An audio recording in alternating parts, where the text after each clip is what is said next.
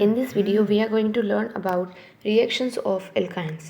इससे पिछली वीडियो में हमने प्रिपरेशंस पढ़ी थी, सो आज हम रिएक्शंस स्टडी करेंगे। चलिए स्टार्ट करते हैं। What are the reactions.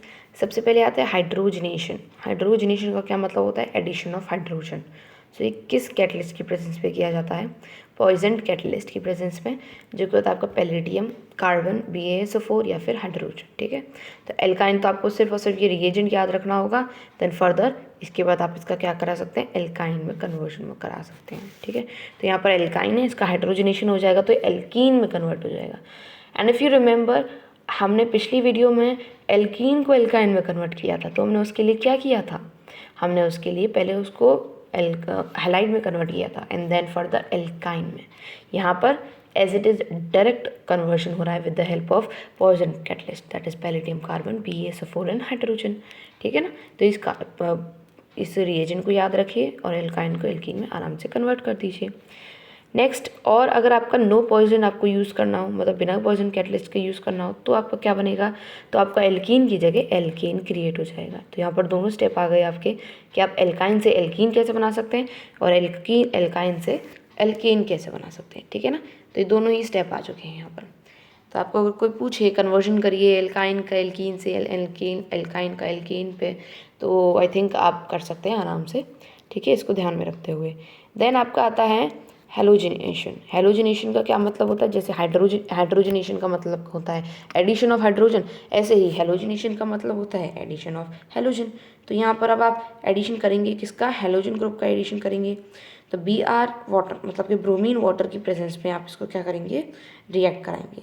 तो ब्रोमीन वाटर की प्रेजेंस में इसको रिएक्ट कराया तो क्या होगा? एक ब्रोमीन जो है वो एक कार्बन के संग क्या होगा? अटैच हो जाएगा। तो यहाँ पर ये वाला जो ब्रोमीन है वो पहले वाले कार्बन के साथ क्या हो गया? अटैच हो गया। एंड देन फर्दर दोबारा से ब्रोमीन वाटर के संग होगा तो ब्रोमीन जो है वो चारों तरफ अटैच हो जाएगा, दोनों कार्बन की तरफ। ठीक है, क्या बना देगा? हमारा ब्रोमाइड बना देगा, एक मतलब कि ब्रोमो एल्केन क्रिएट कर देगा। तो ये था आपका कि आप कैसे एल्काइन को ब्रोमो एल्केन में कन्वर्ट कर सकते हैं। नेक्स्ट आता है हाइड्रोहेलोजिनेशन, मतलब कि आपका हेलोजन एसिड से रिएक्शन, मतलब HCl हो गया, HX हो गया, HBr हो गया, इन सब से आपको रिएक्शन कराना होगा। तो कैसे होगा? तो आपके पास यहाँ पर एल्काइन है, एल्काइन का रिएक्शन HBr से कराएंगे। तो सबसे पहले एक कार्बन के पास हाइड्रोजन अटैच, दूसरे वाले कार्बन के पास ब्रोमीन अटैच, और जब दोनों अटैच होंगे तो एक बॉन्ड जो होगा वो यूज़ हो जाएगा। तो यहाँ पर एल्कीन का फॉर्मेशन हो गया। देन फर्दर दोबारा से HBr से करेंगे तो दोबारा एक कार्बन के पास हाइड्रोजन अटैच, दूसरे कार्बन के पास Br अटैच, एंड एक और बॉन्ड का यूज़ हो जाएगा तो वो एल्केन बना देगा। So very easy steps and very easy reactions are there. ठीक है ना, अब इसको अच्छे समझ लीजिए आप। नेक्स्ट आता है हाइड्रेशन। हाइड्रेशन का मतलब होता है हाइड्रोजन से रिएक्ट कराना या फिर एडिशन ऑफ हाइड्रेशन होना। तो यहाँ पर कीटो और इनोल ग्रुप बनते हैं। तो कीटो और इनोल आपके लिए नए हैं। कीटो इनोल का क्या मतलब होता है कि एडिशन ऑफ OH ग्रुप, तो आपका इनोल बन जाएगा। एंड यहाँ पर जब कीटोन ग्रुप बनता है तो उसको कीटो ग्रुप कहते हैं। कीटो ग्रुप मतलब कि कीटोन आपका फंक्शनल ग्रुप जब बनता है। तो यहाँ पर आपका एल्काइन आ गया। इसका रिएक्शन जब हमने कराया तो OH या तो यहाँ पर लगेगा या H यहाँ पर लगेगा, तो क्या बना? इनोल बना। फिर अगर दोबारा से आप इसका हाइड्रेशन कराना चाहते हो तो दोबारा से क्या होगा? कीटो ग्रुप बन जाएगा। ठीक है, तो पहले इनोल बनेगा एंड देन कीटो ग्रुप बनेगा। नाउ ओजोनोलाइसिस, ये आपने सेम एल्कीन में भी पढ़ा था, तो जैसे एल्कीन में था एज इट इज़ इसमें भी है। ओजोनोलाइसिस कराओगे तो क्या मिलेगा? आपका एसिड मिलेगा दोनों तरफ से। ठीक है ना, और किस तरीके से होगा आपको ओजोनोलाइसिस, ये मैंने आपको एल्कीन वाली वीडियोस में बहुत अच्छे से एक्सप्लेन किया है, किधर से आपको तोड़ना है और किधर से बॉन्ड फॉर्म करना है और अच्छे से एल्कीन बनाना है। कोई खास मुश्किल नहीं है ozonolysis.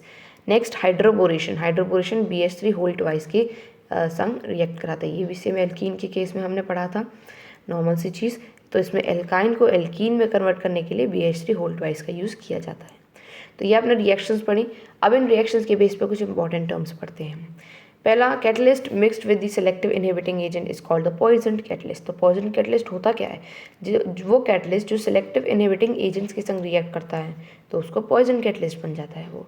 Next, hydrogenation occurs in 2 steps. Hydrogenation जो आपका 2 स्टेप्स में होता है। पहला, सबसे पहले तो क्या होता है? आपका एडिशन होता है for the formation of alkene. Since alkene can undergo catalytic hydrogenation. सबसे पहले एल्कीन का फॉर्मेशन होगा and then addition of hydrogen gives an alkene. सबसे पहले हाइड्रोजन का एडिशन होने से एल्कीन बनेगा एंड देन हाइड्रोजन का एडिशन होने से एल्केन बनेगा। तो ये 2 स्टेप्स में हाइड्रोजनेशन होता है, तो मैंने आपको ये पहले बता दिया था। Next, in this if reduction of an alkyne with sodium metal और a lithium metal in liquid ammonia trans alkene is almost an exclusive product. Means same यही वाला स्टेप जब हमारा करा रहे थे तो हमारा किस तरीके का प्रोडक्ट बना था, देखिए ध्यान से, ऊपर लेके चलते हैं। अब हमारा ये रहा हाइड्रोहेलोजनेशन। अब इसमें हमारा किस तरीके का प्रोडक्ट बन रहा है, देखिए हाइड्रोजन हाइड्रोजन एक तरफ, कार्बन कार्बन एक तरफ, तो ये सिस प्रोडक्ट बन रहा है। अगर हम इसका रिएक्शन सोडियम और लिक्विड अमोनिया के प्रेजेंस पे कराते हैं तो ये ट्रांस ब्रोमीन बनाएगा। मीन्स ब्रोमीन एक इधर तो ब्रोमीन एक इधर, मतलब ऑपोजिट डायरेक्शंस में बनेगा, और हाइड्रोजन एक इधर तो एक हाइड्रोजन एक इधर, समझे। तो जब ट्रांस ब्रोमीन बन जाएगा ना तो उसको हम क्या कहते हैं, ब्रिज रिडक्शन कहते हैं। तो ऐसी रिएक्शन को हम ब्रिज रिडक्शन कहते हैं जिसमें हम बेसिकली लिथियम मेटल या फिर सोडियम मेटल का रिएक्शन करते हैं इन लिक्विड अमोनिया। ओके, तो लिक्विड अमोनिया में जब आप सोडियम और लिथियम का जब भी रिएक्शन कराएंगे, आपको जब भी ये रिएजेंट मिलेगा आप अपने आप समझ जाइएगा कि एक ब्रिज रिडक्शन हो रही है, ठीक है ना। और इसमें क्या बनेगा आपका product, trans bromine. Always remember क्या बनेगा, ट्रांस ब्रोमीन।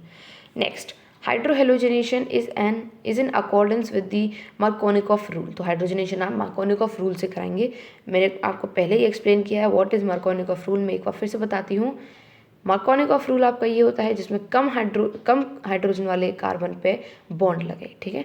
जिस कार्बन पे कम हाइड्रोजन है उस पर बॉन्ड अटैच करो और अदर वाले पे हाइड्रोजन अटैच करो, ठीक है। Now mechanism of hydrohalogenation of alkyne in same as that of the alkene. अब जब हेलोजनेशन कराते हैं हम एल्काइन का ना, वो बिल्कुल हेलोजनेशन जिसे कराया जाता है डिहाइड्रोहेलोजनेशन, एल्कीन का बिल्कुल एज इट इज़ सेम है, ठीक है। तो ये देखिए यहाँ पर आपका एल्काइन ग्रुप HBr के संग रिएक्ट कर रहे हैं, तो ये कुछ इस तरीके से रिएक्शन हो रहा है। ओके, तो ये पार्शियल पॉजिटिव चार्ज कंटेन करेगा, ये पार्शियल नेगेटिव चार्ज कंटेन करेगा। तो ये पॉजिटिव को क्या करेगा, अटैच करेगा अपनी तरफ, और Br नेगेटिव अकेला रह गया। अब जब Br नेगेटिव अकेला रह गया तो यहाँ पर पॉजिटिव वाली एरिया पे Br नेगेटिव जाके अटैच हो जाएगा, तो आपको ये प्रोडक्ट मिल जाएगा आराम से, ठीक है। अब यहाँ पर देखिए मार्कोनिकॉफ रूल के हिसाब से अब ये इधर है, अब आप किस तरफ ब्रोमीन को अटैच करेंगे इन दोनों कार्बन की जगह पे।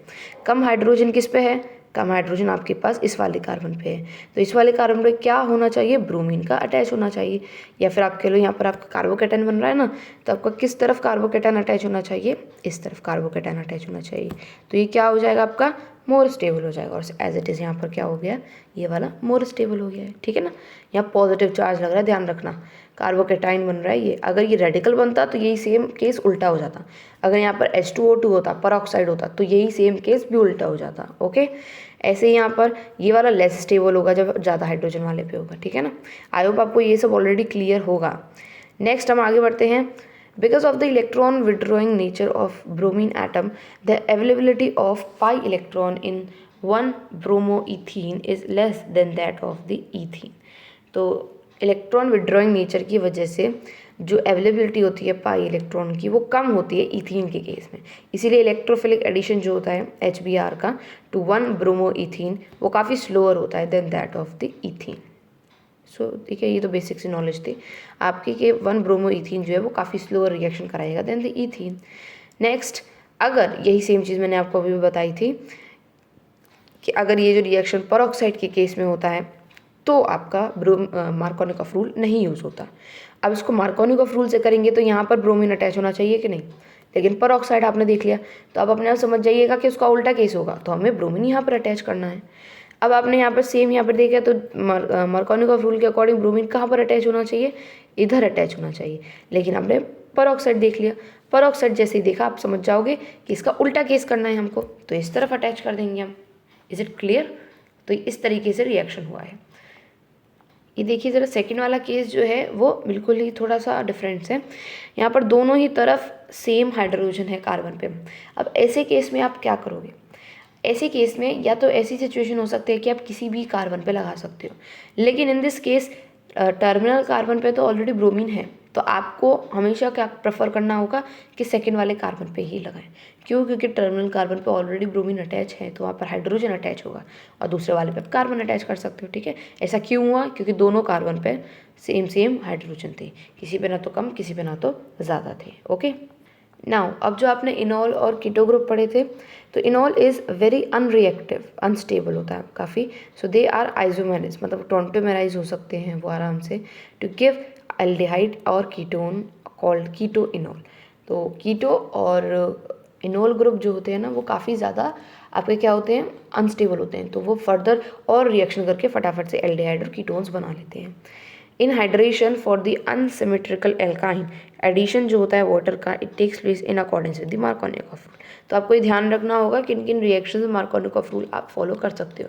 हर रिएक्शन में मार्कोनिकॉफ रूल फॉलो नहीं होता, मोस्टली ऑल रिएक्शंस में प्रेफर किया जाता है, नॉट एवरी। ओके, अब इधर देखिए आप, इधर क्या हो रहा है, आपका ओजोनोलाइसिस हो रहा है। ये मैंने आपको पहले ही एक्सप्लेन कर दिया था कि ओजोनोलाइसिस किस तरीके से होता है।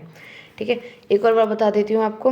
यहाँ O3 का रिएक्शन हो रहा है ना, तो आपको हमेशा इस तरीके का पैटर्न आपको ड्रॉ करना होगा, ऑलवेज ये वाला पैटर्न ड्रॉ करना कंपलसरी है। ठीक है ना, इस तरीके का पैटर्न ड्रॉ करेंगे आप, एक ऑक्सीजन उधर और 2 इधर, तो ये O3 इधर अटैच हो गया, सिंपल रिएक्शन, और यहाँ पर एल्काइन से एल्कीन क्रिएट हो गया। नेक्स्ट आपको किस तरीके से बॉन्ड तोड़ना होगा, हमेशा आपको बॉन्ड जो है वो इस तरीके से तोड़ना होगा। ठीक है, कुछ इस तरीके से। तो जब आप इस तरीके से बॉन्ड तोड़ोगे ना, तो ये जो ऑक्सीजन है वो तो ZNO के संग निकल जाएगा, ZNO के संग बन के निकल जाएगा वो, ये वाला जो ऑक्सीजन है। अब ये जो है ग्रुप है, अब देखिए ज़रा ये क्या बन रहा है यहाँ पर, ये चीज़ जो है यहाँ पर अपना एक क्या बना रहा है। तो यहाँ पर जब आपका ये ऑक्सीजन अटैच होके निकल गया, तो दोनों हाइड्रोजन जो है वो, दोनों बॉन्ड जो है वो इधर आ जाएंगे। ऐसे ही इस केस में भी कुछ इस तरीके से ही होगा, दोनों बॉन्ड जो है वो इधर आ जाएंगे। ठीक है ना, अब ये बॉन्ड टूटेंगे तो इधर देखिए क्या बन जाएगा, ये अच्छी तरीके से देखिए ज़रा, CH3CH2COOH बन जाएगा, मतलब एक एसिड बन जाएगा। ऐसे ही इस केस में भी होगा, क्या होगा, ये एसिड बन जाएगा। अब आप देखिए कि आपके मन में ये क्वेश्चन तो नहीं कि यहाँ पर तो सिर्फ ऑक्सीजन है, यहाँ पर OH कहाँ से आया, तो हमने इसका किसके संग रिएक्शन कराया है, H2O2 के संग रिएक्शन कराया है, इसीलिए ऐसा हुआ है। या तो आप H2O2 के संग रिएक्शन कराते हो, नहीं तो आप जिंक और H2O के संग भी रिएक्शन कराते हो, तो आपका फर्दर और ऑक्सीजन और हाइड्रोजन मिल जाते हैं एसिड का, कीटोन या फिर एल्डिहाइड बनाने के लिए। बेसिकली एसिड एल्काइंस के केस में बनता है और एल्कीन्स के केस में एल्डिहाइड और कीटोन्स ज़्यादा बनते हैं, या फिर कीटोन्स और एसिड तो बनता ही बनता है। ठीक है ना, तो जब एल्काइन होता है तो एल्काइन के केस में क्या बनता है, आपका एसिड बनता है। ठीक है, तो विद दिस टॉपिक हम इस वीडियो को एंड करते हैं। नेक्स्ट वीडियो में हम कुछ और टर्म्स, इंपॉर्टेंट टर्म्स के बारे में पढ़ेंगे। This is all for today's video. Thank you for watching this video.